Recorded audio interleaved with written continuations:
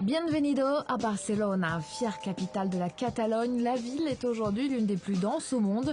1,7 million d'habitants se partagent une centaine de kilomètres carrés. Et ici, impossible de s'étendre. La cité est encerclée par la mer, la montagne et 2 fleuves. Seule solution, se reconstruire de l'intérieur. Depuis 30 ans, la ville mène donc une politique urbaniste très offensive. Et l'une des urgences est le quartier de la Mina, un quartier de grands ensembles qui se dégrade et où la concentration de population a problème inquiète. Aussi, pour tenter d'améliorer la vie dans ce quartier, les urbanistes ont détruit des bars, reconstruit de plus petits collectifs, mais surtout, ils ont repensé l'espace public. Il faut voir comment on peut créer de la vie au centre du quartier, là où les gens vont d'une façon plus facile, plus naturelle, se rencontrer les uns et les autres. Et comment on peut faire qu'ils aient envie d'y aller. Et puis amener une population nouvelle aussi.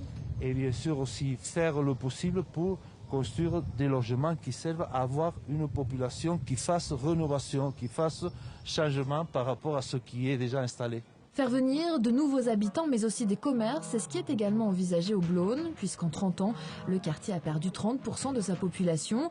Aucun nouveau logement n'a été construit et 95% de l'habitat est collectif. Mais retour à Barcelone, autre quartier, autre innovation, celle du Forum. Cette ancienne zone industrielle de bord de mer a été réaménagée en une esplanade contemporaine. La station d'épuration a été enfouie et pour gagner de l'espace, on a opté pour des tours. On a peu d'espace. L'espace est cher, comme on l'a entendu par l'élu.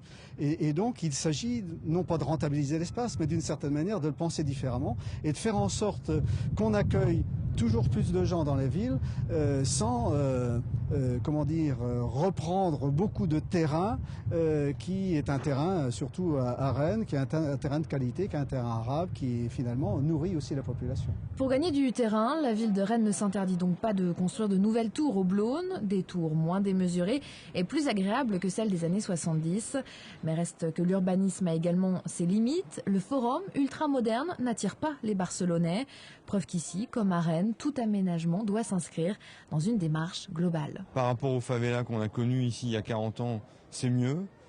Mais la question de la population, de quelle population on met, la question de la centralité, la question des équipements et de toutes les fonctions urbaines qui sont nécessaires, commerciales, la santé, la culture, l'éducation, tout ça est très important et donc il y a cette question d'équilibre pour faire société, ça passe par l'urbanisme, mais ça passe aussi par une volonté sociale et politique.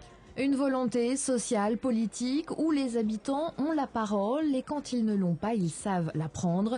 Car à Barcelone, l'urbanisme est depuis la fin des années 70 associé à la démocratie. Après avoir été tant brimé sous le régime franquiste, il incarne aujourd'hui l'expression de la liberté.